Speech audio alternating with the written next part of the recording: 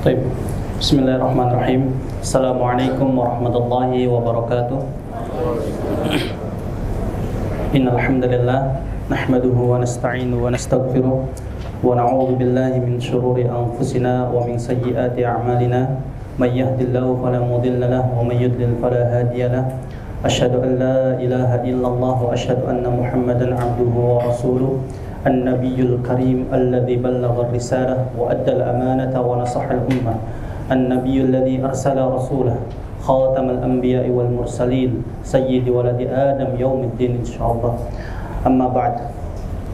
Bapak Ibu yang rahmati Allah Subhanahu wa taala, perkenankan kami duduk di depan Bapak Ibu semuanya. Insyaallah kami akan menjelaskan tentang manasik ibadah umrah.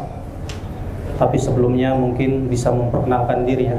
Nama saya insyaallah Anis, dan insyaallah akan ada Ustaz Muhammad Fuad Barabah juga yang akan bersama kita dalam melaksanakan ibadah umrah nanti hari Kamis, yang insyaallah semoga Allah Subhanahu wa taala memberikan kelancaran, kemudahan, dan tentunya juga Bapak Ibu semuanya dalam kondisi sehat walafiat.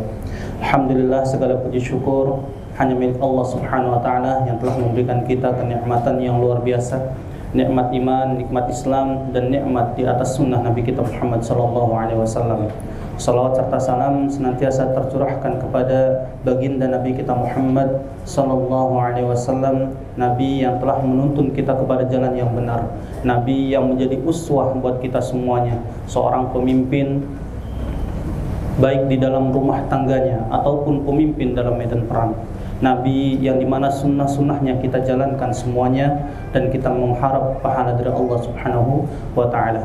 Bapak Ibu yang rahmati Allah Subhanahu wa ta'ala, insyaallah pada hari ini adalah kita akan mulai pemantapan manasik ibadah umrah kita, yang dimana nanti sebelum kita melaksanakan ibadah, kita terlebih dahulu mengetahui ilmu-ilmu umrah tersebut.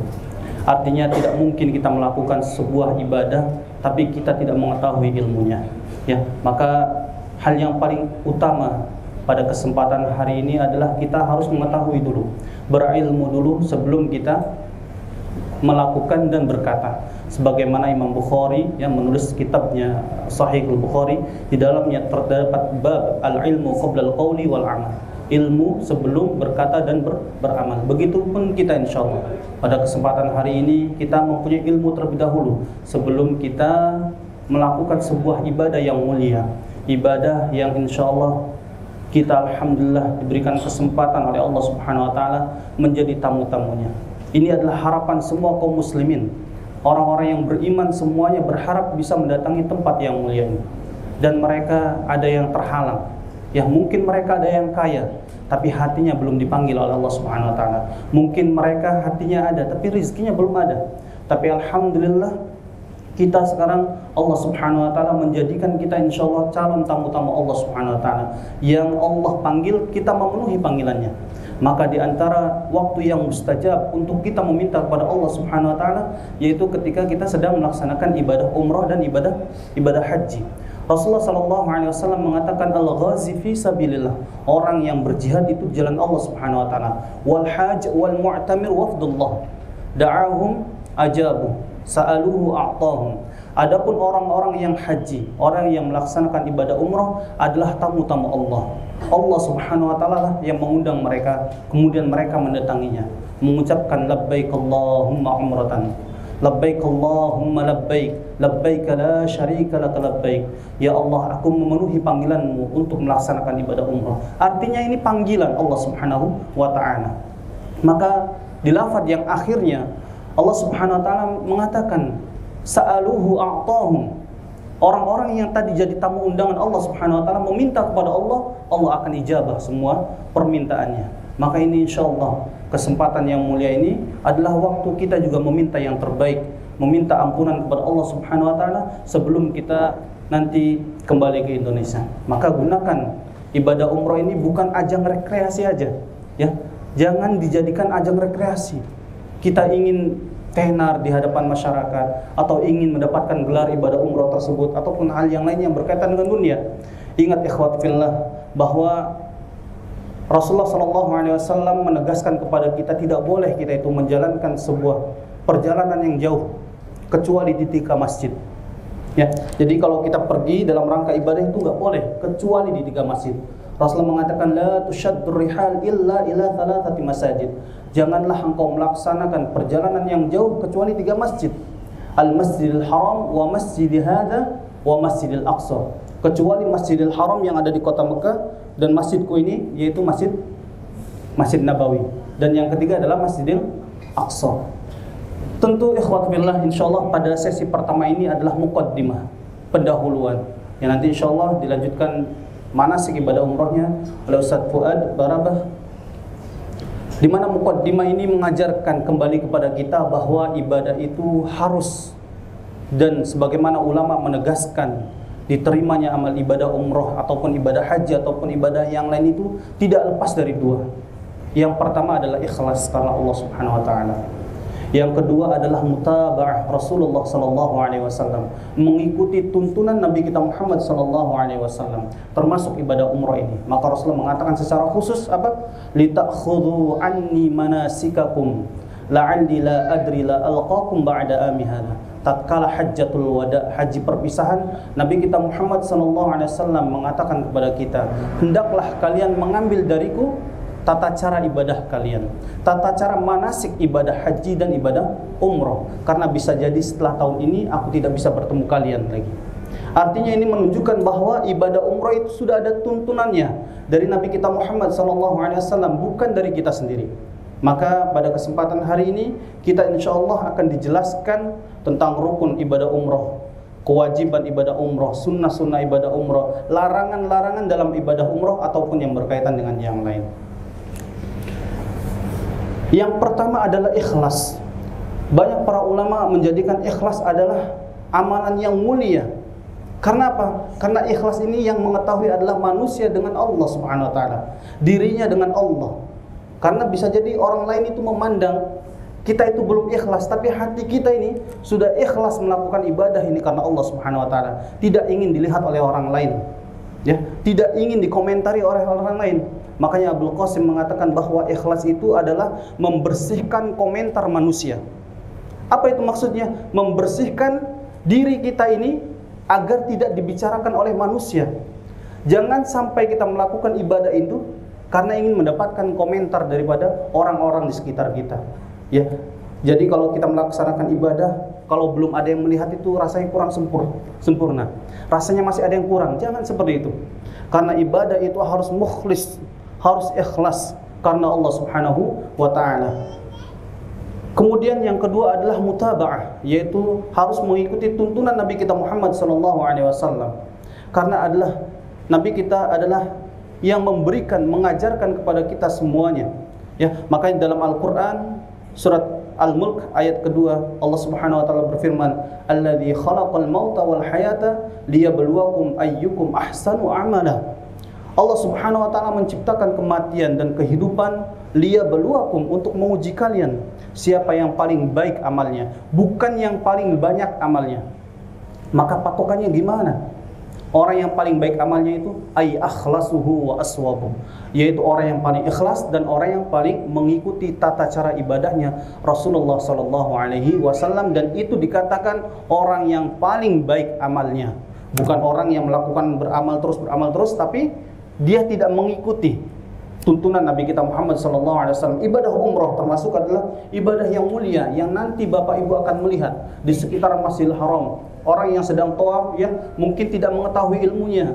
Mereka ada yang tidak ada yang ittiba, tidak ditaruh di bawah ketiak kanannya. Kemudian ada yang teriak-teriak dan yang lain sebagainya. Kemudian mungkin kalau tidak tahu ilmunya, putarannya bukan 7 putaran. Bisa jadi berapa? 10 putaran. Saya mampu untuk melakukannya, tapi tidak mengikuti tuntunan Nabi kita Muhammad SAW. Begitupun juga berdesak-desakan, memaksakan diri sehingga banyaknya orang yang terzalimi dengan dia. Artinya di sini ada kezaliman yang harus dihindari, dan kita harus memiliki ilmu di sini, memiliki agar kita tidak memaksakan diri untuk memberikan mudarat kepada yang lain. Ini adalah yang penting. Ini mohon maaf nih panitia, ada tisu barangkali. Ini lumayan panas nih sebenarnya.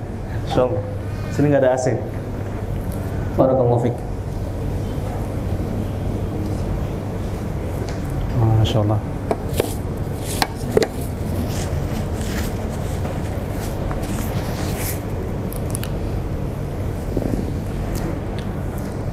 Bapak Ibu rahmati Allah Subhanahu wa taala, ibadah umrah kita ini adalah ibadah yang mungkin setelah pelaksanaan ibadah haji selesai.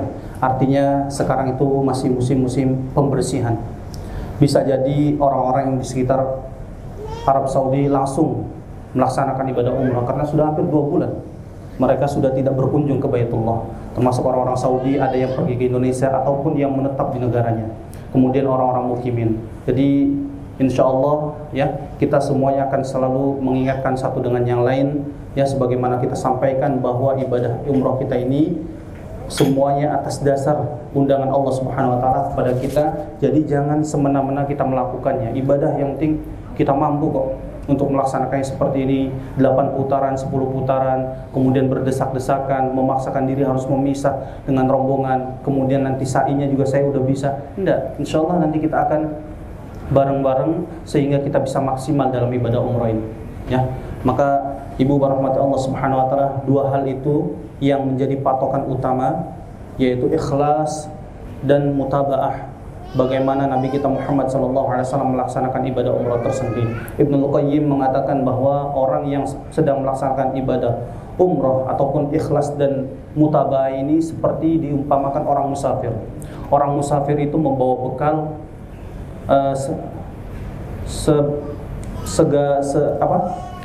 membawa bekal pasir di tasnya, artinya tidak ada manfaatnya. Orang yang ibadah tanpa ikhlas dan tidak mutaba'ah dengan Nabi kita Muhammad SAW, dia berat melakukannya dan tidak mendapatkan hasil apapun.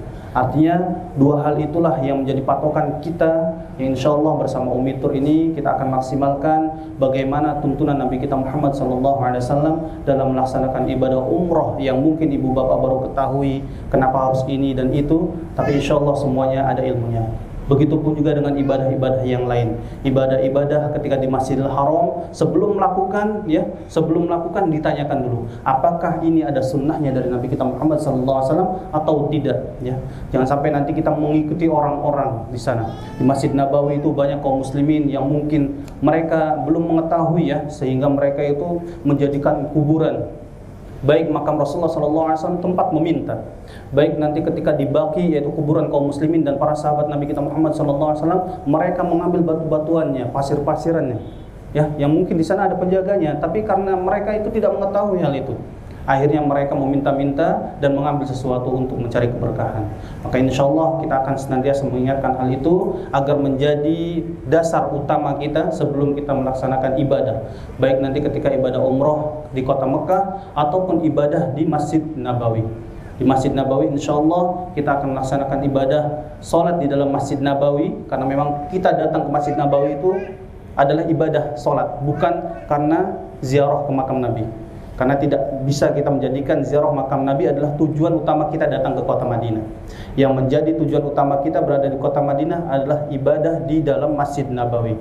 Sebagaimana Rasulullah SAW mengatakan, satu sholat di Masjid Nabawi itu sama dengan 1000 kali sholat dibandingkan masjid yang lain, kecuali di Masjidil Haram. Masjidil Haram itu setara dengan 100.000 kali sholat, 100.000 kali sholat satu sholatnya. Artinya kalau 5 kali sholat kita itu di waktu 1 hari itu sama dengan 500.000 kali sholat. Artinya jangan disia-siakan waktu yang mulia ini. Nanti insya Allah kita akan atur untuk kegiatan-kegiatannya sehingga tidak ada waktu yang memang kita sia-siakan. Tapi subhanallah, melihat program yang kita dapatkan hari ini adalah program plus Taif ya. Selain daripada Mekah dan Madinah, kita akan mengunjungi kota Taif. Kota Taif itu sekitar 70 km dari kota Mekah. Tapi kita naik ke atas, seperti ke atas gunung, puncak gitu ya. Itu kalau menggunakan bis bisa sampai 3 jaman. Di sana kita akan melihat, sebenarnya tidak ada tempat secara khusus ya, tidak ada tempat untuk ibadah dan yang lain. Tapi di situ kita melihat sejarah yang luar biasa yang terjadi pada diri Rasulullah SAW tatkala berdakwah di kota Taif. Pernah mungkin ibu bapak mengetahui kisahnya? Rasulullah SAW bersama Zaid bin Harithah kemudian dilempari batu ya ketika berdakwah, kemudian turun lagi. Orang-orang penduduk Taif tidak ada yang beriman, malah yang beriman siapa? Dari golongan jin yang beriman. Tapi ada satu di antara penduduk Taif yang masuk Islam. Insya Allah nanti kita akan jelaskan di sana, dan tentunya ada beberapa tempat juga yang jadi kunjungan kita seperti ke Telefrik. Dan itu Taif itu tidak ada secara khususan. atau tidak ada keutamaan sebagaimana keutamaan di Masjidil Haram dan di Masjid Nabawi kota Mekah, kota Madinah Al-Munawwarah. Ini saja Ibu rahmati Allah Subhanahu wa taala, karena memang manasiknya agak sedikit lama nanti ketika nanti rukun-rukunnya dijelaskan, kemudian kewajibannya, sunnahnya dan larangan-larangannya, dan insyaallah kita sekarang minimal mendapatkan ilmu terlebih dahulu. Nanti ketika kita sebelum masuk kota Mekah kita akan ingatkan lagi. Karena memang kita akan mengambil mikot di mana? Ngambil mikotnya di atas pesawat gitu ya, di atas pesawat.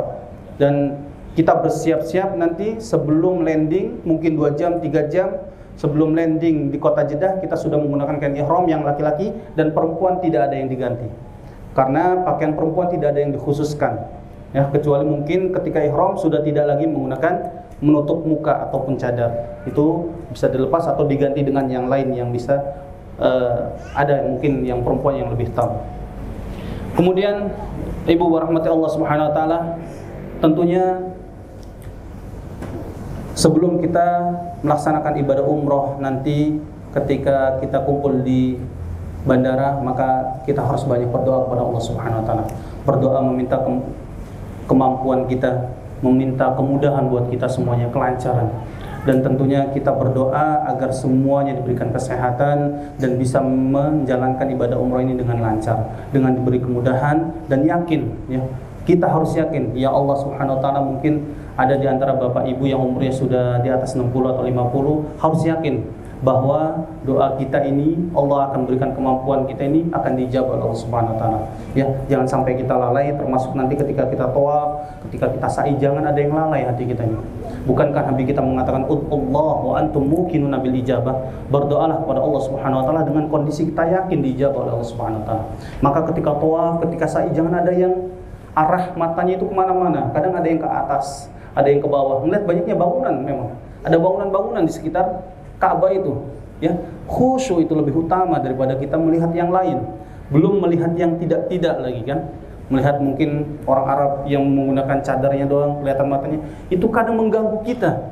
Maka mulai dari sekarang kita harus konsentrasi hati ini harus nyambung pada Allah Subhanahu wa taala. Wa'lamu, dan ketahuilah, innallaha la yastajibu du'aan min qalbin ghafilin lahin. Ketahuilah bahwa Allah Subhanahu wa taala tidak akan mengijabah doanya dari hati yang lalai, dari hati di mana orang lalai untuk berdoa. Dan ibu bapak nanti akan dibagikan baca buku bacaannya, tapi buku bacaan ini adalah pengantar, membantu daripada ketika tawaf, ketika sa'i diam, boleh itu membaca doa-doanya. Tapi hati kita ini harus tahu apa yang kita baca. Jangan sampai kita membaca bahasa Arabnya tapi tidak tahu. Maka lebih utama kita berdoa dengan bahasa kita masing-masing. Meminta ampunan kepada Allah Subhanahu wa taala, meminta hal yang kita inginkan. Semoga Allah Subhanahu wa taala bisa undang kerabat-kerabat kita, saudara-saudara kita, keluarga kita, dan tentunya keturunan-keturunan kita bisa mendatangi tempat yang mulia ini. Ini saja yang bisa kami sampaikan sebagai mukadimah, dan insyaallah akan dilanjutkan oleh Ustaz Fuad Barabah sebagai pembimbing kita, karena nanti kita akan ada 2 bis, termasuk saya pribadi dan beliau, dan insyaallah kita akan membimbing. Semoga Allah Subhanahu wa taala mudahkan kita kunjung ke tanah suci dan bisa kembali lagi ke tanah air Indonesia bertemu dengan keluarga yang masing-masing. Barakallahu fikum. Assalamualaikum warahmatullahi wabarakatuh. Bismillahirrahmanirrahim. Assalamualaikum warahmatullahi wabarakatuh. Innal hamdalillah nahmaduhu wa nasta'inuhu wa nastaghfiruh wa na'udzu billahi min shururi anfusina wa sayyiati a'malina. من يهده الله فلا مضل له ومن يضلل فلا هادي له أشهد أن لا إله إلا الله وحده لا شريك له وأشهد أن محمدا عبده ورسوله اللهم صل وسلم وبارك على نبينا محمد وعلى آله وصحبه أجمعين أما بعد. Jamaah yang dimuliakan Allah Subhanahu wa taala, alhamdulillah pada kesempatan yang berbahagia ini kita bisa dipertemukan di tempat ini, yang insyaallah kita bersama-sama akan mempelajari manasik umroh. Kenapa para jamaah sebelum berangkat diajarkan atau dibekali dengan manasik seperti tadi yang sudah disampaikan oleh Ustadz Anis? Ibadah itu syarat diterimanya tadi ada berapa? Ini supaya ibadah kita betul-betul diterima oleh Allah Subhanahu wa taala. Jangan sampai Bapak Ibu yang sudah mengeluarkan biaya yang tidak sedikit, tentu biayanya besar. Jangan sampai biaya yang besar, tenaga yang sudah melelahkan kita, membuat kita capek, namun sia-sia di hadapan Allah Subhanahu wa taala. Maka pentingnya mempelajari manasik supaya ibadah kita betul-betul di atas ilmu dan basirah. Jangan sampai kita seperti orang-orang yang datang ke tanah suci melaksanakan ibadah namun tidak dibekali manasik. Dan ini maaf, banyak orang yang datang ke sana tidak dibekali manasik sehingga melakukan hal-hal yang tidak diajarkan di dalam syariat. Makanya nanti jangan aneh kalau misalkan, loh kok kita kok nggak sama dengan kebanyakan orang yang ada di sekitar. Ini pentingnya manasik supaya kita betul-betul melaksanakan ibadah itu sesuai dengan dalil, sesuai dengan yang diajarkan oleh Rasulullah sallallahu alaihi wasallam. Sehingga kita tidak terombang-ambing, tidak terbawa arus. Orang begini kita ikut, orang begitu kita ikut, tidak. Kita mengikuti apa yang diajarkan oleh Rasulullah sallallahu alaihi wasallam karena kita tidak ingin ibadah yang kita lakukan sia-sia atau tidak diterima oleh Allah Subhanahu wa taala. Kemudian tentang keutamaan ibadah umrah. Ini banyak dijelaskan di dalam hadis-hadis Nabi sallallahu alaihi wasallam. Di antaranya yang pertama itu al-umratu ila al-umrati kafaratun lima bainahuma wal hajjul mabrur laisa lahu jazaa illa al-jannah. Dari satu umrah ke umrah berikutnya itu menjadi kafar, menjadi penghapus dosa-dosa. Dan haji yang mabrur tidak ada balasan yang sepadan kecuali surga. Ini menunjukkan apa? Menunjukkan akan besarnya pahala ibadah umrah. Jangan sampai pahala ibadah umrah kita sia-sia tanpa dasar ilmu. Kemudian Aisyah radhiyallahu anha, salah seorang istri Nabi sallallahu alaihi wasallam, pernah bertanya kepada Rasulullah sallallahu alaihi wasallam, mengatakan, qultu ya Rasulullah, 'ala nisa'i jihad.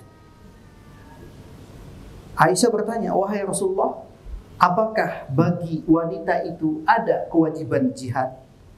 Apakah bagi wanita harus berjihad? Qal, Nabi sallallahu alaihi wasallam menjelaskan, na'am. Ya. Wanita juga harus apa? Harus berjihad. Tapi jihad yang seperti apa? Jihadun la qitala fi. Jihad yang tidak ada perangnya. Jihad yang tidak perlu untuk melakukan peperangan. Apa? Al-hajj wal umrah. Yaitu dengan melaksanakan ibadah haji atau ibadah umrah. Berarti wanita ketika melaksanakan ibadah umrah itu seakan-akan dia sedang apa? Berjihad. Namun jihadnya tanpa ada peperangan. Bisa dibayangkan kalau jihadnya pakai perang, bawa senjata gitu kan. Ini selain membuat takut ataupun ada hal-hal yang tidak diinginkan, namun dengan melaksanakan ibadah umrah dia bisa apa? Bisa berjihad tanpa berperang. Para jemaah yang dimuliakan oleh Allah Subhanahu wa taala. Ada lagi? Next. Tentang keutamaan salat di Masjidil Haram dan Masjid Nabawi tadi sudah disampaikan oleh Ustaz Anis, sehingga tidak perlu diulang lagi. Selanjutnya, rukun ibadah umrah, di mana rukun umrah merupakan pokok ibadah umrah yang harus dikerjakan.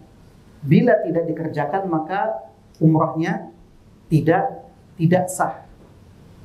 Karena yang namanya rukun itu harus terpenuhi semuanya. Apabila ada salah satunya tidak dilakukan, tidak dipenuhi, maka ibadah umrohnya tidak sah. Apa saja yang termasuk rukun dari ibadah umroh? Yang pertama yaitu melakukan ihram. Nanti akan dijelaskan satu persatu tentang apa itu ihram. Kemudian yang kedua, tawaf, mengelilingi Ka'bah. Kemudian yang ketiga, sa'i, melakukan sa'i antara Safa ke Marwah. Dan yang keempat yaitu tahallul. Tahallul nanti akan dijelaskan juga bagaimana bertahallul, baik untuk jamaah laki-laki dan juga jamaah perempuan. Kemudian tentang wajib umroh. Wajib umroh berbeda dengan apa? Berbeda dengan rukun. Di sini berihram di miqat. Makanya tadi disampaikan ataupun disinggung, kita nanti akan mengambil miqat di pesawat. Karena pesawat kita dari Indonesia menuju ke Arab Saudi, ke Jeddah, itu biasanya melewati Yalamlam. Kecuali kalau memang ada perubahan jalur, karena memang terkadang namanya di udara itu ada perubahan jalur yang nanti akan melewati Qarnul Manazil. Tapi secara umum ke Jeddah dari Indonesia itu akan melewati Yalamlam. Miqat Yalamlam di pesawat itu hanya antara 20 atau 15 menit sebelum landing. 20 atau 15 menit sebelum landing. Dan ini adalah waktu yang sangat krusial sekali. Banyak jamaah yang posisinya sedang ngantuk-ngantuknya. Nah, ini penting untuk saling mengingatkan jamaah yang berdekatan tempat duduknya untuk membangunkan.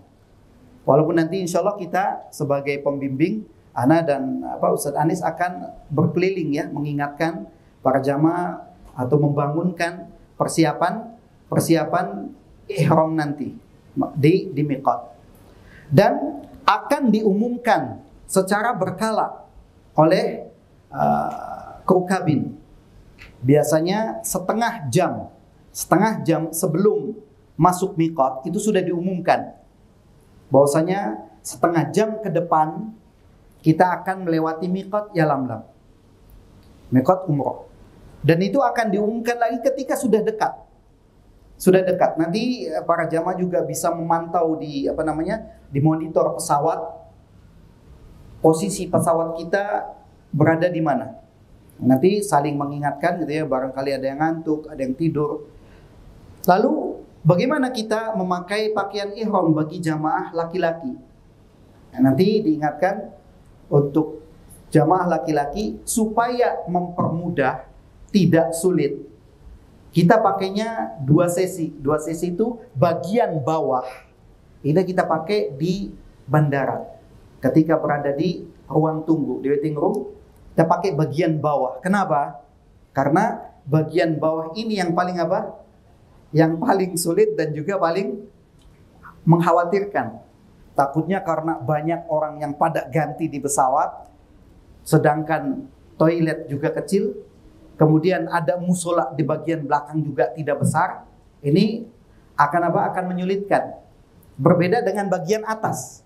Kalau bagian bawah ini agak sedikit sulit. Makanya supaya lebih memudahkan, kita ganti atau kita pakai bagian bawah ketika kita berada di bandara. Sebelum kita boarding ke pesawat, kita pakai bagian bawah. Adapun bagian atas masih tetap pakaian biasa, nggak apa-apa, karena mungkin ada yang butuh pakai jaket ketika di pesawat, nggak jadi masalah. Baru kita lepas itu tadi minimal setengah jam setelah diumumkan, itu tinggal kalau kita sambil duduk pun bisa kita lepas pakaian kita, kemudian kita pakai bagian atasnya. Jadi tidak membutuhkan waktu yang lama. Nggak perlu misalkan jauh-jauh sebelum miqat kita sudah ganti. Barangkali dikhawatirkan ada yang nggak kuat, dingin, kena AC itu kan nanti masuk angin. Jadi cukup mendekati waktu. Ketika diumumkan setengah jam kita akan melewati miqat, maka kita ganti pakaian bagian atasnya. Ini tadi makanya diingatkan untuk kain ihram bagi jamaah laki-laki jangan ditaruh di bagasi, tapi taruh di cabin. Ini supaya mudah ketika nanti kita akan mengganti pakaian ihram.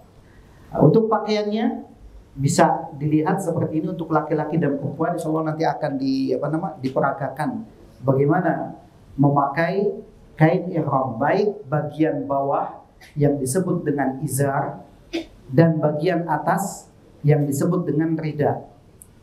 Sebelum kita melakukan tawaf, posisinya seperti apa? Kemudian ketika kita akan memulai tawaf, posisi ridanya atau bagian atasnya seperti apa? Nanti akan dijelaskan.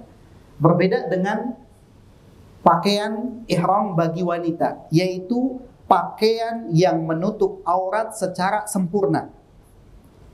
Itu menjadi pakaian ihramnya. Jadi tidak ada ganti pakaian bagi jamaah perempuan, hanya untuk jamaah laki-laki saja. Kemudian yang berikutnya,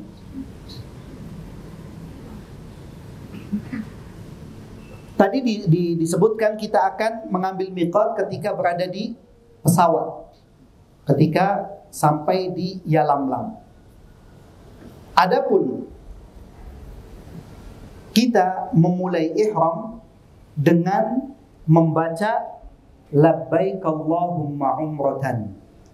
Silakan para jamaah bisa mengikuti. Labbaik Allahumma umratan. Labbaik Allahumma umratan. Sekali lagi. Yang semangat ya, maksudnya biar terbiasa, karena ada waktu berapa hari? Sekarang hari Sabtu, Ahad, Senin, Selasa, Rabu, Kamis. Itu supaya membiasa, karena maaf, ini bukan hal yang sepele. Ada orang yang meremehkan, gampang. Tapi ketika waktu pelaksanaan dia lupa apa, mau bilang apa, lupa. Makanya jangan meremehkan hal-hal yang mungkin kita anggap sepele. Biasakan dan minta pertolongan kepada Allah Subhanahu wa taala agar dimudahkan. Jadi baca niat umrohnya apa? Nah, labbaik Allahumma umratan. Ya Allah, aku penuhi panggilanmu untuk melakukan ibadah umrah. Dan boleh juga ditambahkan apa? Allahumma hadhihi umratun la riya'a fiha wala sum'ah. Silahkan, mungkin para jamaah bisa mengikuti. Allahumma hadhihi umratun la riya'a fiha wala sum'ah. Allahumma hadhihi umratun la riya'a fiha wala sum'ah. Maksudnya apa? Kita meminta kepada Allah Subhanahu wa taala agar dihindarkan dalam melaksanakan ibadah umrah ini dari apa? Dari riya dan sum'ah yang akan dapat menghapuskan ataupun menghilangkan pahala ibadah umrah kita. Kemudian bagi yang mengkhawatirkan takut misalkan terjadi hal-hal yang tidak diinginkan karena kita tidak tahu,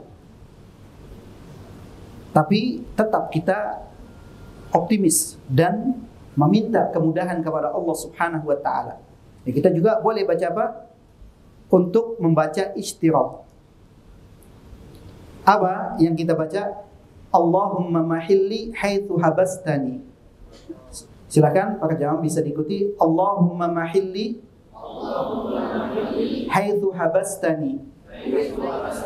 Nah, ini supaya apa? Supaya ketika kita tidak bisa menyelesaikan ibadah umrah karena terhalang, karena penyakit, karena sebab-sebab yang lainnya, sehingga kita tidak bisa menyelesaikan ibadah umrah, maka kita bertahallul di mana kita terhalang di situ, dan kita akan terbebas dari dam. Ini diantara apa?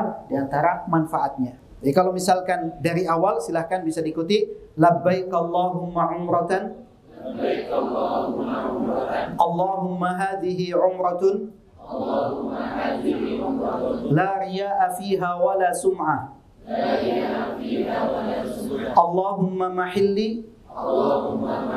haitsu habastani. Nah, ini kalau bisa dihafal. Kalaupun misalkan tidak, nanti bisa dibaca. Dan ini kapan dibacanya?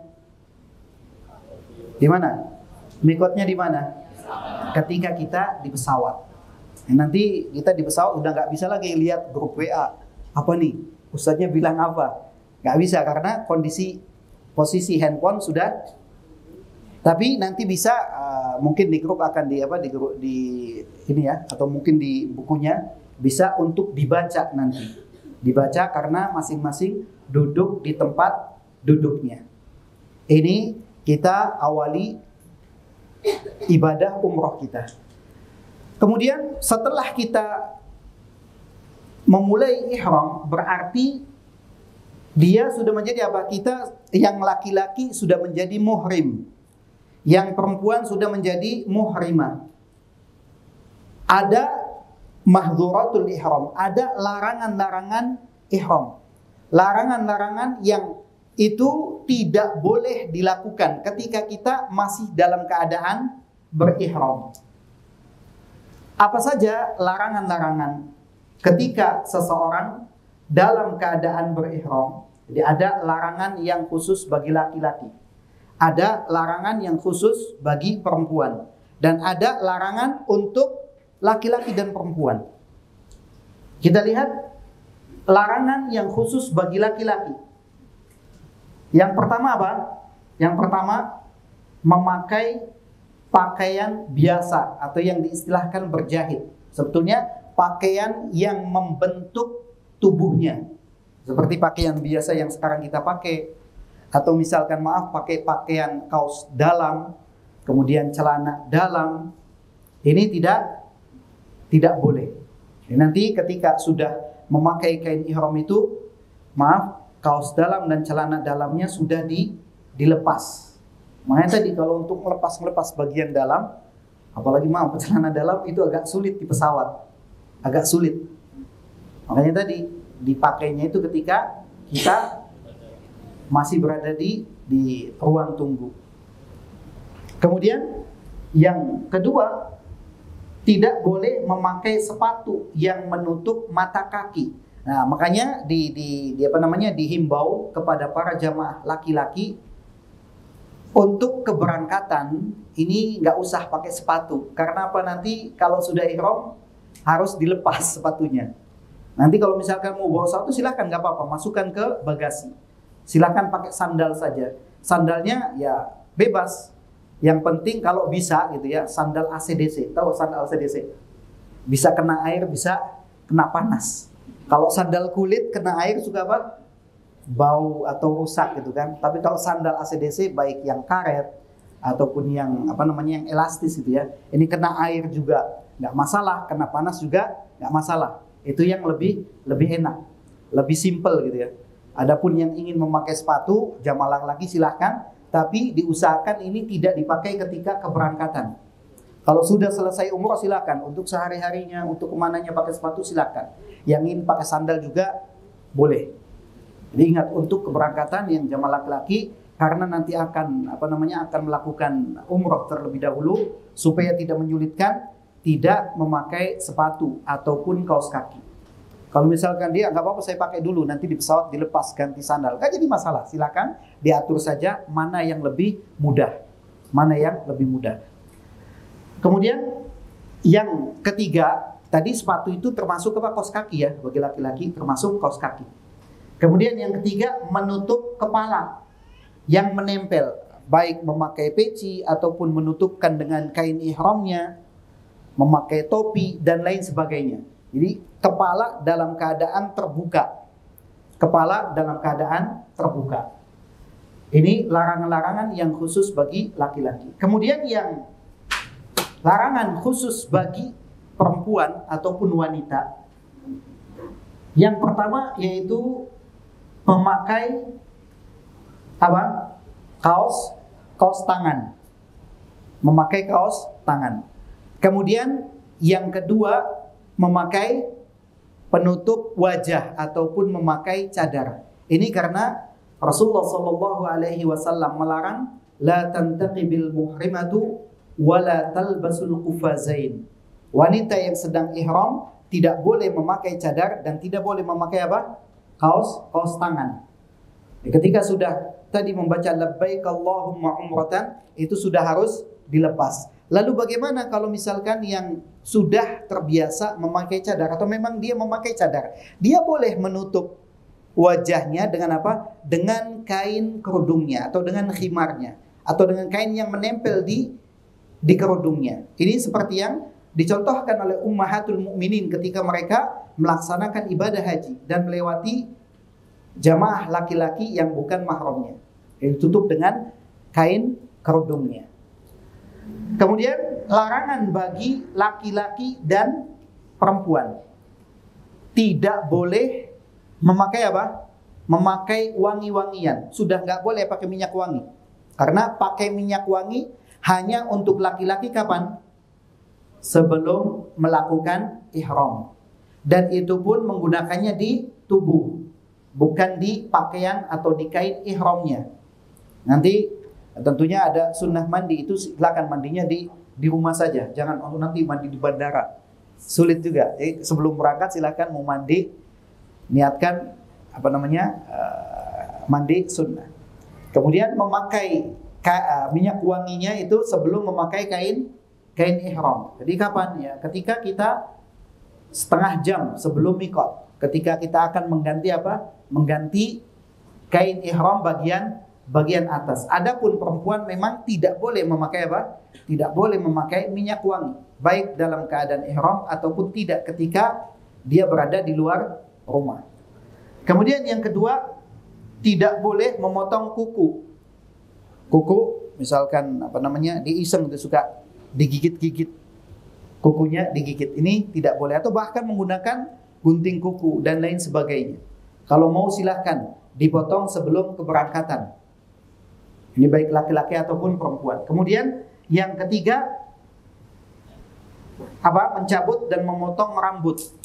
Nanti kalau mau potong rambut ada waktunya pada saat tahallul. Sebelum tahallul menahan untuk tidak memotong atau mencabutnya. Kemudian yang keempat. Yang keempat ya. Memotong pohon yang ada di sekitar haram, di tanah haram. Kemudian yang kelima, membunuh binatang. Jadi termasuk di sana itu banyak Banyak burung merpati. Jangan jangan iseng, ini dilempar pakai batu, akhirnya mati. Atau misalkan ada perempuan yang saya ngidam pengen burung itu, jangan kemudian akhirnya diambil, dipotong, kemudian dimakan. Kemudian yang keenam, ini bagi suami istri tidak boleh bercumbu atau berhubungan suami, karena ini akan merusak ibadah umrahnya. Harus betul-betul ditahan sampai dia tahallul nanti. Dan yang berikutnya yaitu mencaci atau berkata kotor, berkata keji, berkata kotor, ataupun mencaci dan mencela orang lain. Ini juga tidak boleh. Kalau misalkan yang bertanya, boleh nggak pakai kacamata? Boleh. Boleh nggak pakai jam tangan? Boleh. Boleh nggak pakai ikat pinggang? Boleh. Larangan hanya yang tadi disebutkan. Kalau pakaian bagi laki-laki, pakaian yang membentuk tubuhnya. Pakai ikat pinggang, pakai tas pinggang misalkan, karena dia butuh untuk menyimpan handphone ataupun yang lainnya, juga boleh. Ini yang disebutkan adalah larangan-larangan ihram sampai dia selesai bertahallul. Kemudian yang berikutnya, talbiyah. Talbiyah ini kalimat yang diucapkan seseorang ketika dalam keadaan ihram, baik melaksanakan ibadah haji ataupun umrah. Apa yang dibaca? Labbaik Allahumma labbaik, labbaik la syarika laka labbaik, innal hamda wan ni'mata laka wal mulk la syarikalah. Ini dibaca tadi setelah selesai niat ihram yang pertama tadi. Setelah mengucapkan labbaik Allahumma umratan, Kemudian kalau ditambahkan Allahumma hadhi umratun la riya'a fiha wa la sum'ah, Allahumma mahilli haitsu habastani. Kemudian dia memperbanyak membaca apa? Membaca talbiyah. Selama perjalanan dia sampai ke kota Mekah, sampai sebelum melaksanakan apa? Melaksanakan tawaf. Baru dia selesai membaca apa? Talbiyah. Silakan para jamaah bisa mengikuti membaca talbiyahnya. Labbaik Allahumma labbaik. Labbaik Allahumma labbaik. Labbaik la syarika laka labbaik. Labbaik la syarika laka labbaik. Innal hamda wan ni'mata laka wal mulk la syarika lak. Silakan diulangi lagi. Labbaik Allahumma labbaik. Labbaik la syarika laka labbaik. Innal hamda wan ni'mata laka wal mulk la syarika lak. Diulangi lagi. Labbaik Allahumma labbaik. Labbaik la syarika laka labbaik. Innal hamda wan ni'mata laka wal mulk la syarika lak. Untuk bacaan-bacaan ini bagi jamaah laki-laki itu disunahkan untuk mengeraskan bacaannya. Adapun untuk jamaah perempuan nggak perlu teriak gitu ya, seperti jamaah laki-laki cukup dengan suara yang bisa didengar oleh dia atau orang yang berada di sampingnya saja. Jadi beda volume gitu ya, volumenya beda. Kalau laki-laki silahkan dikeraskan, kalau perempuan silahkan dipelankan, jangan dibalik. Kadang ada perempuan lebih keras, yang laki-lakinya justru yang pelan, kebalik. Yang laki-laki yang keras, perempuan cukup pelan saja.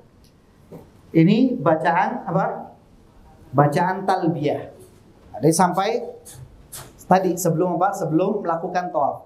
Tadi karena kita memakai pesawat, ketika sudah ceritanya sudah landing gitu ya, landing di bandara, ngurus bagasi apa, tadi sudah diingatkan untuk misalkan ada yang membawa tas bagasinya beda warna atau ada tambahan cabinnya dimasukkan ke bagasi, itu tolong diawasi, dilihat. Nggak perlu nanti dibawa. Kalau misalkan ada petugas, nanti yang bawa petugas. Hanya memastikan, oh punya saya ada.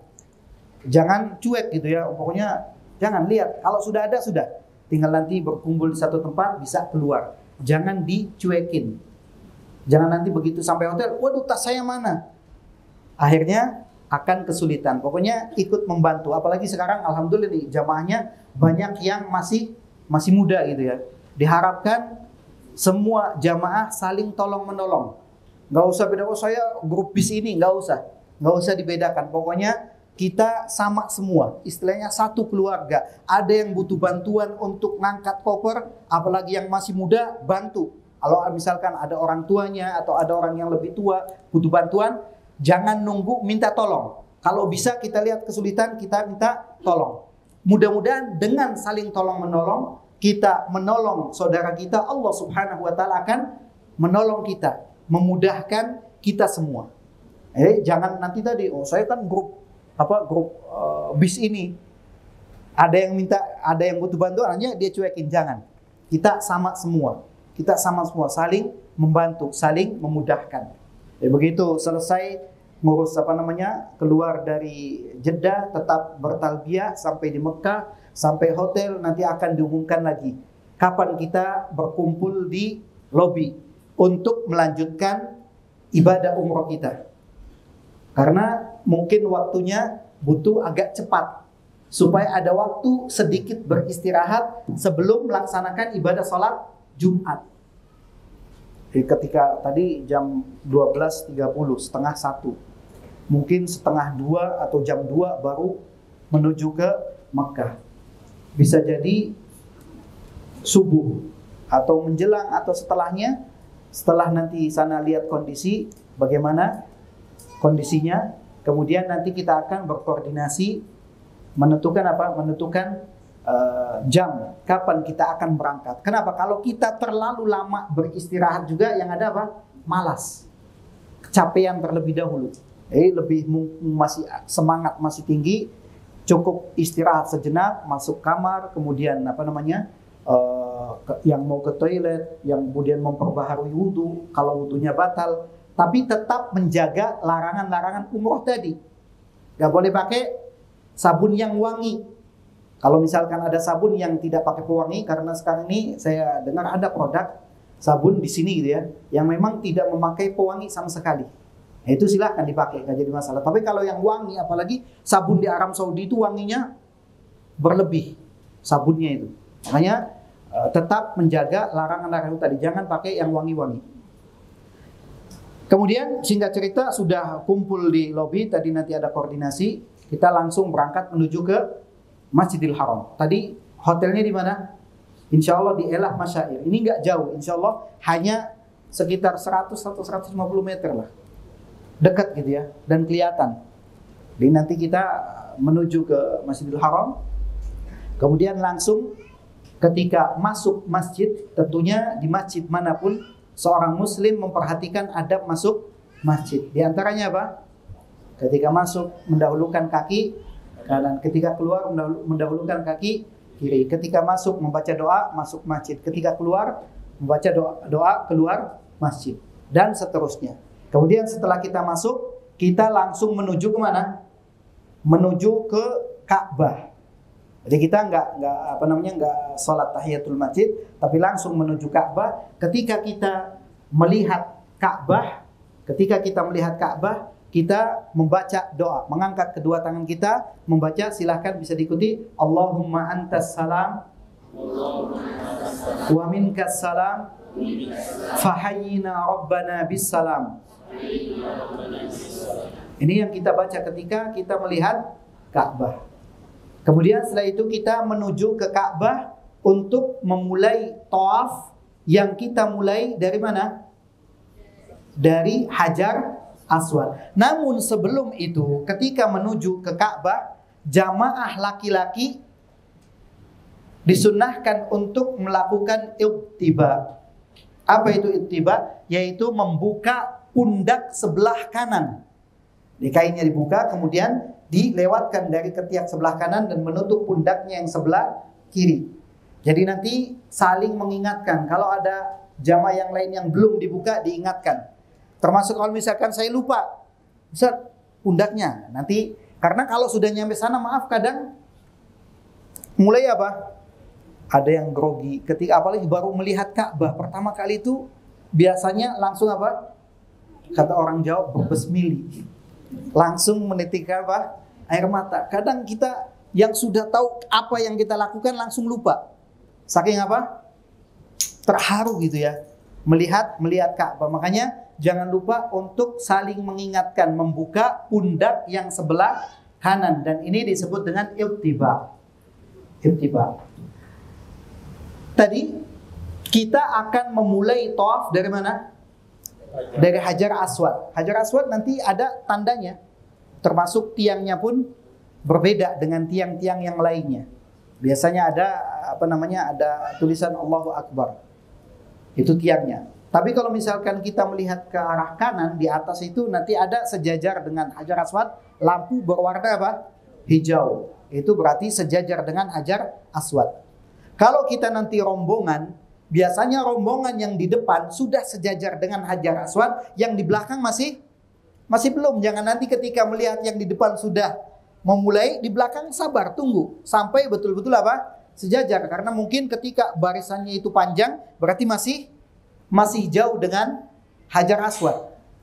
Di Hajar Aswad secara asal memang kita dianjurkan untuk mencium, disunahkan untuk mencium Hajar Aswad. Ini kalau memungkinkan ketika dia sendirian. Kalau ketika berombongan ini agak sulit. Makanya kita tidak mencium Hajar Aswad. Yang kedua, kalau kita bisa memegang Hajar Aswad, maka kita cium tangan yang memegang apa? Hajar Aswad. Kalau kita memegang Hajar Aswad. Tapi kalau tidak memegang, hanya memberikan isyarat, maka tidak perlu apa? Tidak perlu untuk mencium tangan kita. Kadang ada yang bahkan tidak satu tangan, sampai 2 tangan. Kemudian dicium. Bahkan sampai bunyi gitu ya ciumannya. Jadi nggak perlu. Kalau memang kita tidak memegang Hajar Aswad. Cukup memberikan isyarat, kita memulai tawaf dengan membaca apa? Bismillahi Allahu Akbar. Udah, nggak perlu dicium lagi tangannya. Membaca apa? Kita akan memulai tawaf. Untuk jamaah laki-laki disunnahkan melakukan romal. Romal yaitu al-masyu sari ma'a muqarabatul khuta. Lari-lari kecil.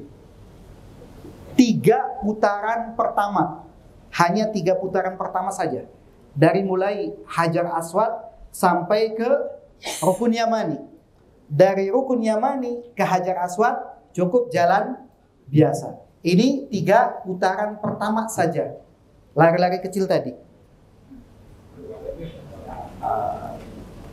Bisa ada gambarnya. Nah, ini ada 3 putaran ya. Kalau yang nomor berapa ini? Ada angkanya. Ini ya, Hijr Ismail. Hijr Ismail ini masih termasuk bagian Ka'bah. Jadi nanti ketika tawaf tidak boleh masuk ke dalam sini, harus di luar. Di luar Hijr Ismail. Jadi nanti mulai dari nomor 1 yang sejajar dengan Hajar Aswad sampai Rukun Yamani, yaitu 1 tiang sebelum Hajar Aswad. Jamaah laki-laki lari-lari kecil. Jamaah perempuan jalan biasa. Dan lari-lari kecil sini nggak perlu cepet-cepet. Nggak perlu cepet-cepet. Cukup gerakan seperti orang yang lari-lari kecil. 3 putaran pertama. Kemudian ketika sudah sampai di di Rukun Yamani, Rukun Yamani kalau bisa dipegang, dipegang. Dan tidak perlu mencium. Kalau tidak dipegang, tidak perlu memberikan isyarat. Tidak perlu memberikan isyarat. Dan tidak perlu membaca Allahu Akbar ataupun Bismillahi Allahu Akbar. Hanya saja ketika kita sudah sampai di Rukun Yamani, jamaah yang melakukan tawaf disunnahkan untuk memperbanyak membaca apa? Doa sapu jagat. Bagaimana doanya?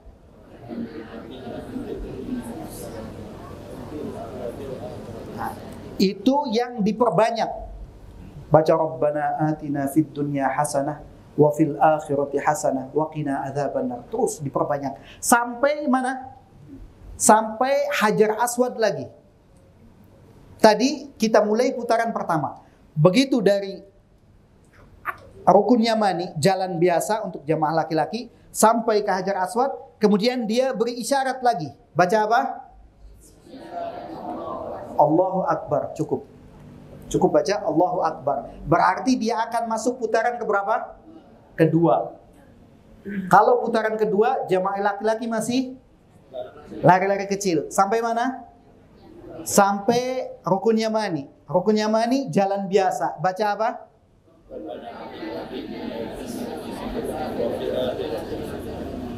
Terus sampai ketemu Hajar Aswad lagi. Kemudian dia berisyarat lagi, baca apa? Allahu Akbar. Berarti masuk putaran ketiga. Putaran ketiga jamaah laki-laki masih lari-lari kecil. Sampai mana? Sampai Rukun Yamani. Dari Rukun Yamani jalan biasa. Baca apa?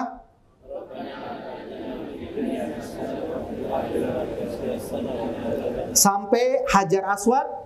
Baru kemudian ketika sejajar dengan Hajar Aswad, beri isyarat baca Allahu Akbar. Masuk putaran keempat. Nah, karena putaran keempat, maka cukup jalan biasa sampai selesai. Jadi putaran keempat. Masuk lagi Rukun Yamani, baca sapu jagat lagi. Rabbana atina fid dunya hasanah wa fil akhirati hasanah wa qina adzabannar. Sampai Hajar Aswad lagi. Putaran keberapa? Kelima. Keenam. Dan ketika masuk putaran yang ketujuh, Allahu Akbar. Kemudian sampai kemana? Sampai Rukun Yamani. Baca apa? Rabbana atina fid dunya hasanah wa fil akhirati hasanah wa qina adzabannar. Terus sampai ke Hajar Aswad. Ketika sampai ke Hajar Aswad, berarti dia menyelesaikan apa? Menyelesaikan tawaf. Tidak perlu untuk memberikan isyarat ataupun membaca Allahu Akbar. Kalau baca berarti masuk putaran ke berapa? Ke-8. Cukup 7 Nah, kemudian kalau misalkan bertanya, nah terus tadi kan baca Rabbana Atina dari mulai Rukun Yamani sampai Hajar Aswad. Lalu dari Hajar Aswad sampai Rukun Yamani bacanya apa? Bacanya apa? Bacanya silahkan membaca zikir ataupun doa yang sudah Bapak Ibu hafal. Jangan memberatkan diri atau membebani diri dengan bacaan buku bacaan doa yang mungkin kita pun nggak tahu artinya apa yang kita baca. Selain itu juga menjadikan dia lalai dalam berdoa karena dia nggak paham, dia nggak ngerti apa yang dia baca. Dan juga maaf, biasanya kalau tawaf sambil fokus baca itu, ini nggak kemana-mana. Baca gini, pas begitu lihat loh, dia sudah apa? Terpisah. Rombongannya kemana, dia kemana. Kalau sudah terpisah biasanya pas suka panik. Waduh, saya gimana? Saya hilang. Ini karena saking apa? Fokusnya. Beda nanti ketika di pesawat atau nanti ketika ada di sofa. Karena dia diam, tidak berjalan. Kalau sedang tawaf berjalan, saya tadi lebih menganjurkan doa ataupun zikir yang apa? Yang sudah dihafal ataupun yang sudah dia fahami. Silahkan mau membaca misalkan, baca subhanallah, walhamdulillah, wala ilaha illallah, Allahu akbar, la haula wala quwwata illa billah. Dan itu tidak perlu dinyanyikan. Tidak perlu apa? Maaf, karena tidak sedikit jamaah haji, dan biasanya memang jamaah haji dari Indonesia sambil dinyanyi-nyanyikan dengan suara yang keras. Ini selain mengganggu jamaah yang lain, juga membuat apa? Konsentrasi orang yang sedang ibadah menjadi apa? Terpecah. Jadi nggak khusyuk akhirnya. Nggak perlu dinyanyikan. Kita sedang berdoa, butuh khusyuk. Atau misalkan dia mendoakan orang tuanya, mendoakan anaknya, atau misalkan saya nggak bisa doa bahasa Arab, silahkan dengan bahasa kita. Dan kalau misalkan udah cuman bisa baca baca doa sapu jagat saja, silahkan dari mulai awal sampai akhir. Karena ada juga riwayat dari sahabat Umar bin Khattab radhiyallahu an, seluruh putarannya itu baca apa? Hanya baca Rabbana Atina fid dunya hasanah. Dan sebetulnya itu pun sudah cukup kalau kita lihat isinya. Jadi jangan mempersulit diri dengan baca yang tadi sampai baca buku doa, dibaca semua, yang dibaca juga dia nggak tahu artinya, akhirnya tadi terpisah rombongan, akan menyulitkan sendiri. Para jamaah yang dimuliakan oleh Allah Subhanahu wa taala. Kemudian kalau seandainya qadar Allah dia terpisah dari rombongan. Misalkan ya ada anak atau orang tua terpisah dari rombongan, pokoknya yang paling pertama jangan panik. Kalau sudah panik, nah ini yang akan merepotkan. Maaf, ada yang panik itu sampai akhirnya nyesek. Karena orang padat nyesek akhirnya pingsan. Atau saking cemasnya karena yang misalkan terpisah anaknya, orang tua, aduh bagaimana anak saya punya. Pokoknya selesaikan saja tawafnya. Selesaikan. Kita yakin kita sedang berada di mana? Di rumah Allah. Allah tidak akan menyia-nyiakan kita. Selama tadi nanti yang masih pakai ID card, itu hanya sebagai wasilah kita untuk membantu, sebagai tanda pengenal kita. Pokoknya selesaikan tawaf. Kalau sudah selesai kita tahu tawaf mulainya di Hajar Aswad, selesai di Hajar Aswad. Nanti di situ tempat banyak orang sholat. Tinggal ke situ saja. Nanti insya Allah kita dan juga tim yang di sana akan membantu untuk mencari. Nah, sebagai orang tua, maaf, jangan nanti akhirnya terlalu panik.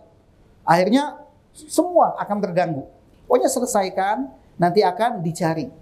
Dan nanti insya Allah tidak akan melakukan sa'i sebelum jumlah anggotanya lengkap.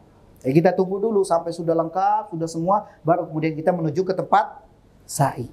Ini tadi nggak udah pokoknya hilang-hilang kita tinggal saja, tidak.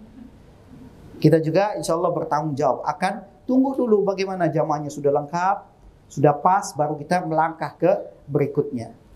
Tadi selesai tawaf pada putaran yang ketujuh, tadi tidak membaca apa? Allahu Akbar. Kemudian apa yang kita baca? Silakan bisa diikuti. Wattakhidhu Mim maqami Ibrahim musalla. Di sini diperintahkan untuk menjadikan apa? Maqam Ibrahim tempat salat. Itu kita salat sejajar dengan maqam Ibrahim. Kalaupun tidak sejajar sama sekali, agak ke kanan, agak atau di bagian mana saja dari masjid itu nggak jadi masalah. Kita melakukan apa? Salat sunnah, tawaf. Namun ketika kita selesai tawaf, sebelum melakukan salat sunnah tawaf, jamaah laki-laki yang tadi menutup pundak, yang membuka pundak sebelah kanan ditutup kembali. Ditutup kembali sebelum melakukan apa? Salat sunnah tawaf. Jangan sampai dia melakukan salat sunnah tawaf dalam keadaan pundaknya terbuka. Ditutup dulu. Nanti juga saling ingatkan, yang masih terbuka ditutup. Baru kemudian melakukan salat sunnah tawaf. Berapa rakaat? 2 rakaat. Rakaat yang pertama disunnahkan apa? Setelah membaca surat Al-Fatihah, membaca surat Al-Kafirun. Al-Kafirun itu yang bagaimana sih bunyinya? Kemudian pada rakaat yang kedua, setelah membaca surat Al-Fatihah, disunnahkan membaca surat yang bunyinya kayak gimana? Alhamdulillah, surat favorit semua kan? Benar enggak? Jujur, kalau surat-surat itu adalah surat-surat favorit kalau lagi sholat. Jadi nggak sulit ya. Sholat sunnahnya juga nggak sulit. Setelah selesai sholat sunnah tawaf, kemudian dianjurkan minum apa? Minum air zam-zam. Nah, minum air zam-zam ini memang kita boleh sepuasnya, tapi maaf, ukur kemampuan diri juga. Jangan akhirnya saking menikmati kebanyakan nggak lama akhirnya maaf kebelet, pengen ke toilet. Walaupun nanti setelah itu dia batal, nggak jadi masalah melakukan apa? Melakukan sa'i. Tapi ini akan menyulitkan nantinya, karena nggak mungkin juga jamaah yang banyak nunggu 1-2 orang yang ke toilet. Nah, ini yang baru di sini yang mungkin agak beratnya. Kalau nungguin itu akan menyulitkan, dan maaf, banyak askar-askar yang begitu ada rombongan jamaah yang terlalu lama di satu tempat itu akan apa? Akan diusir. Makanya ukur kemampuan untuk minum. Usahakan nanti, maaf, yang mau ke toilet, mau kencing nanti saja kalau sudah selesai. Jadi pokoknya minumnya diukur ya. Saya kemampuan minumnya sekian. Jangan sampai melampaui batas. Jadi setelah minum air zam-zam, baru kemudian tadi dicek ya jamaahnya sudah lengkap semua, baru kemudian kita menuju ke tempat sa'i. Tempat sa'i. Kita menuju ke tempat sa'i ketika sudah sejajar dengan Hajar Aswad, kita berisyarat lagi. Baca apa? Bismillahirrahmanirrahim, Allahu Akbar. Jadi gak perlu balik karena nanti itu akan 2 kali. Cukup menuju ke tempat sa'i, nanti di sana kita juga akan sejajar dengan Hajar Aswad. Kemudian kita akan menuju apa? Menuju Safa. Menuju Safa. Ketika sudah dekat dengan Safa, jamaah membaca apa? Inna Safa wal Marwata min sya'airillah. Ini membaca ketika sudah dekat dengan apa? Dengan Safa. Inna Safa wal Marwata min sya'airillah. Faman hajjal baita aw i'tamara fala junaha alaihi ay yatawafa bihima. Wa man tatawwa khairan fa innallaha syakirun alim. Kemudian dilanjutkan dengan membaca nabda'u bima bada Allahu bih. Silakan para jamaah baca ayat ininya, Inna Safa.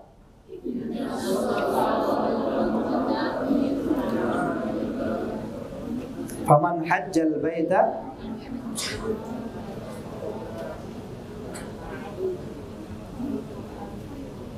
hilang suaranya. Fa innallaha syakirun alim. Kemudian dilanjutkan dengan membaca apa? Nabda'u bima bada Allahu bi. Yaitu kita akan memulai dengan apa yang dimulai oleh Allah Subhanahu wa taala. Allah Subhanahu wa taala memulai menyebut apa dulu yang disebut?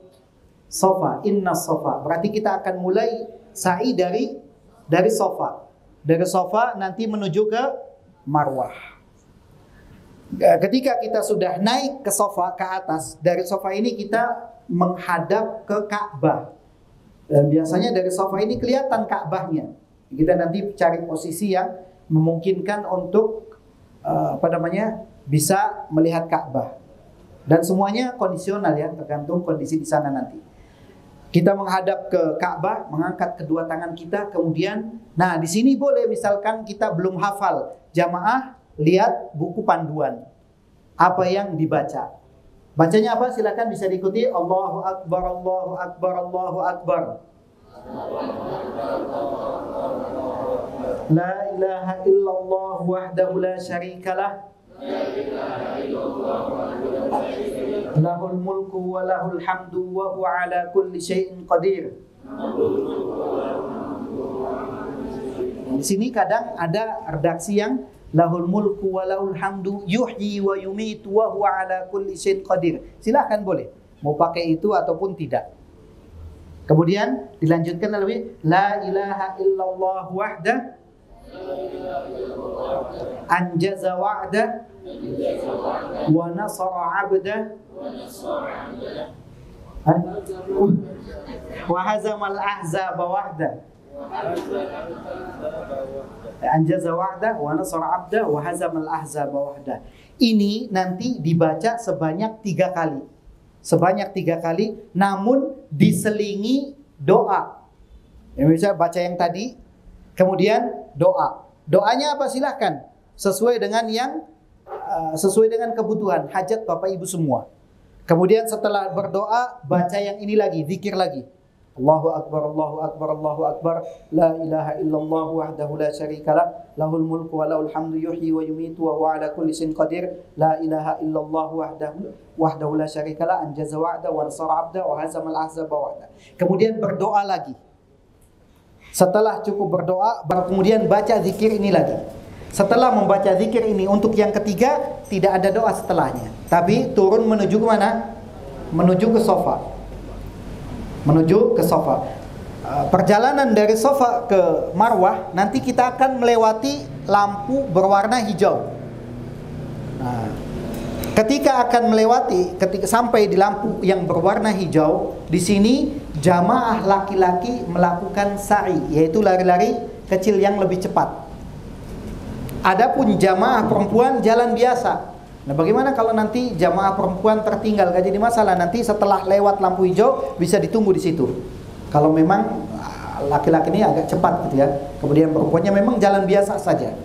Dan ketika berada di bawah lampu hijau, jamaah yang sedang melakukan sa'i tadi membaca apa? Rabbighfir warham innaka antal azizul akram. Ini yang diperbanyak ketika berada di bawah lampu hijau. Rabbighfir warham innaka antal a'azzul akram. Ini yang diperbanyak. Ini apa? Rabbighfir warham wa tajawaz amma ta'lam innaka antal a'azzul akram. Ini enggak jadi masalah. Boleh baca yang ini atau baca yang tadi. Untuk bacaan ketika berada di bawah lampu hijau. Adapun sebelum dan setelahnya, nanti setelah melewati lampu hijau akan berjalan biasa lagi. Berjalan biasa sampai ke Marwah, dan jaraknya lebih jauh daripada dari sofa ke lampu hijau tadi. Dari lampu hijau ke Marwah lebih jauh. Apa yang dibaca sebelum dan setelah lampu hijau tadi bebas. Dia boleh memperbanyak zikir, doa, atau membaca Al-Quran, atau membaca surat-surat yang dia hafal, atau mengulang-ulang memuroja bacaannya, atau misalkan dia saya baca surat Al-Ikhlas saja, sudah baca 3 berarti seakan-akan menghatamkan Al-Quran gitu kan. Kalau 10 kali akan dibangunkan surga baginya. Jadi jangan mempersulit diri. Ada doa yang dia belum hafal, dia baca-baca juga, akhirnya mempersulit diri. Baca yang sudah hafal saja, baca yang mudah saja, sampai dia ke Marwah. Sampai ke Marwah naik lagi, kemudian menghadap Ka'bah. Tapi di Marwah ini Ka'bahnya tidak terlihat, nggak kelihatan Ka'bahnya. Tapi nggak apa-apa, nanti kita bisa mengikuti arah Arah marmer. Itu arah yang menunjukkan Ka'bah. Jadi lihat arahnya kemana. Itu menunjukkan arah Ka'bah. Apa yang dilakukan dan dibaca ketika berada di Marwah sama seperti apa? Seperti ketika kita berada di sofa. Membaca zikir sebanyak 3 kali, diselingi doa 2 kali. Dibaca Allahu Akbar, Allahu Akbar, la ilaha Allahu Akbar, Allahu Akbar, Allahu Akbar, la ilaha illallah wahdahu la syarikalah, lahul mulku wa lahul hamdu yuhyi wa yumitu wa huwa ala kulli syai'in qadir, la ilaha illallah wahdahu anjaza wa'da wa nasara 'abda wa hazama al-ahzaba wahda. Kemudian doa, kemudian baca itu lagi, baca doa lagi, baca itu lagi. Setelah selesai 3 baru kemudian turun menuju ke mana? Menuju ke sofa. Nah, itu tadi dari marwah menuju ke sofa ini sampai lampu hijaunya agak jauh. Sampai di bawah lampu hijau lari-lari kecil buat jamaah laki-laki. Yang perempuan biasa saja. Sampai melewati lampu hijau, jalan biasa menuju ke sofa. Berarti kita sudah berapa? 2 kali. Dari sofa ke marwah 1, dari marwah ke sofa 1, jadi 2. Sa'i juga sama seperti tawaf sebanyak 7 kali. Kalau 7 kali dimulai dari sofa, maka selesainya di mana? Selesainya di marwah. Karena kalau kita hitung dari sofa ke marwah 1, dari marwah ke sofa 2, dari sofa ke marwah 3, dari marwah ke sofa 4, dari marwah ke sofa 5, dari marwah ke sofa 6, dari sofa ke marwah 7. Jadi selesainya di marwah. Kalau sudah 7 kali berarti sa'i kita sudah selesai. Tinggal apa? Tinggal tahallul. Nah, untuk tahallul ini tidak perlu dilakukan di marwah. Untuk jamaah perempuan itu lebih aman dilakukan di kamar hotel masing-masing. Nanti gimana? Boleh gantian? Boleh gantian untuk melakukan tahallul. Dan tahallul untuk perempuan itu cukup apa? Cukup semua rambutnya ditarik ke belakang menjadi satu, kemudian dicukur, dipotong satu ruas jari ini yang disebut dengan qadra'un mulah. Satu ruas jari, nggak perlu panjang-panjang, cukup sedikit saja. Ini untuk perempuan. Kalau sudah dipotong berarti sudah selesai tahallulnya. Adapun untuk jamaah laki-laki, tadi nggak perlu juga bawa-bawa gunting. Nanti di sana banyak tukang cukur. Cukup bayar 10 real sudah selesai. Oh, sayang 10 real. Orang kita bayar 30 berapa juta, dibayar kok masa 10 real aja gak mau gitu kan. Jadi nanti jamaah bisa ada 2 cara tahallul untuk laki-laki. 2 cara. Yang pertama yaitu taksir. Taksir yaitu mencukur seluruh bagian rambut depan semuanya, tapi tetap masih ada sisanya. Sisanya mau 1 cm, 2 cm, 10 cm terserah. Tapi semua bagian rambutnya dipotong. Ini namanya apa? Taksir. Yang kedua yaitu al-halq. Apa itu al-halq? Menggundul, pelontos habis rambutnya gitu ya. Ada 2 cara. Baik cara yang pertama ataupun yang kedua sama-sama sah. Tapi dari 2 cara tersebut, baik yang taksir ataupun yang halq, mana yang paling utama? Yang halq atau yang menggundul. Kenapa? Karena Nabi SAW mendoakan sebanyak 3 kali untuk orang yang menggundul rambutnya. Adapun yang mencukur rambutnya hanya sekali saja. Jadi nggak perlu malu juga. Saya malu saya gundul. Di sana banyak orang gundul, nggak cuma 1, bahkan mungkin mayoritasnya pada gundul. Jadi nggak perlu malu. Kita juga sedang ibadah nggak perlu malu. Gak perlu malu untuk menggundul. Dan insya Allah ketika pulang pun rambut sudah tumbuh lagi 9 hari gitu ya. Iya 9 hari pulang sudah tumbuh. Jadi gak perlu merasa malu. Nah, dengan tahallul berarti sudah selesai ibadah umrah kita. Kemudian untuk jamaah selama berada di kota Mekah, ataupun di kota Madinah, itu hendaknya bersemangat melakukan sholat di mana? Di Masjidil Haram dan juga di Masjid Nabawi. Tadi sudah disampaikan tentang keutamaannya. Kemudian baik di Masjidil Haram ataupun di Masjid Nabawi, biasanya, bukan biasa, memang seperti itu, setelah selesai sholat fardu akan ada sholat apa? Sholat jenazah.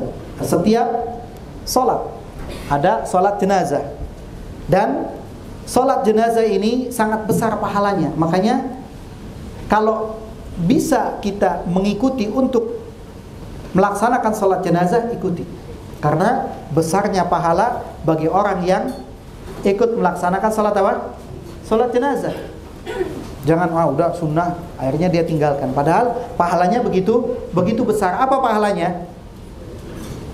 Mendapatkan satu qirat bagi orang yang menyaksikan, man syahidal janazah hatta yusalla falahu qirat. Orang yang menyaksikan jenazah sampai dia disolatkan, maka dia akan mendapatkan pahala satu qirat. Wa man syahidaha hatta yudfana. Kalau dia menyaksikan sampai dikuburkan, maka dia mendapat tambahan satu qirat. Jadi dapat dua qirat kalau ikut menguburkan. Cukup mengikut apa? Mensolatkan saya, karena untuk ikut menguburkan ini agak sulit ya, samping harus lari-lari. Kadang di sana juga sudah keburu ditutup karena bukan dari anggota keluarga. Itu makanya cukup ikut salat saja. Satu qirat itu seperti apa? Seperti gunung Uhud. Nanti kita akan lihat bagaimana besarnya gunung Uhud. Makanya besar pahalanya. Bagaimana kaifiat ataupun tata cara salat jenazah? Salat jenazah ini tidak seperti salat-salat sunnah lainnya, tidak seperti salat lainnya, karena kaifiat yang berbeda. Ada 4 kali takbir. Ada 4 kali takbir. Takbir yang pertama setelah mengucapkan Allahu Akbar, kemudian membaca apa? Surat Al-Fatihah. Kemudian setelah selesai takbir yang kedua, setelah itu membaca apa? Salawat, yang disebut dengan salawat Ibrahimiyah, seperti yang kita baca ketika kita tasyahud, ketika kita salat. Kemudian yang ketiga, takbir yang ketiga, setelah itu membaca apa? Membaca doa yang biasanya yang sudah banyak dihafal, yaitu Allahumma ighfir lahu warhamhu wa'afihi wa'fu anhu wa wasi' madkhalahu waghsilhu bil ma'i wal thalji wal barad wa naqqihi minal khataaya kama yunqqa thawbul abyadu minad danas wa abdilhu daran khairan min darihi wa zawjan khairan min zawjihi wa ahlan khairan min ahlihi Allahumma a'idhu min adzabin nar. Dan doa-doa lain yang diajarkan oleh Nabi sallallahu alaihi wasallam. Kemudian setelah itu membaca takbir yang keempat. Setelah itu baru kemudian salam. Ini untuk kaifiat salat jenazah. Kaifiat salat jenazah. Nah, tadi karena setiap waktu salat baik di Masjidil Haram ataupun di Masjid Nabawi ini selalu, kecuali kalau memang biasanya itu di Madinah, kadang memang ada saatnya tidak ada jenazah. Tapi biasanya setelahnya itu banyak lagi. Mungkin karena terlambat gitu ya.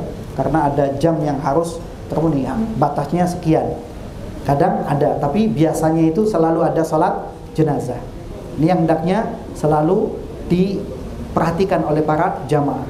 Kemudian yang lainnya juga tadi berkaitan dengan apa namanya? Dengan keberadaan kita ketika berada di Madinah.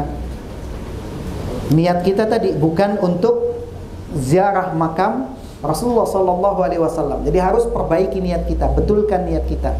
Jangan niat saya ke Madinah pengen ziarah, tidak, tapi ke Masjid Nabawi. Tapi karena kita sudah berada di sana, sudah sampai di sana, kita pun dianjurkan untuk apa? Ziarah ke makam Rasulullah sallallahu alaihi wasallam. Itu biasanya satu paket setelah apa? Setelah keluar dari raudhah. Raudhahnya kapan nanti? Nunggu tasrih. Kapan kita dapat giliran? Nanti setelah selesai raudhah, keluar akan melewati makam Rasulullah sallallahu alaihi wasallam. Adapun nanti yang ke Baqi dan juga yang lainnya, itu nanti disesuaikan atau sesuai dengan itinerary yang ada. Kita akan atur waktunya dan juga tetap dengan memperhatikan kondisi jamaah. Tetap walaupun bersemangat, jangan terlalu apa?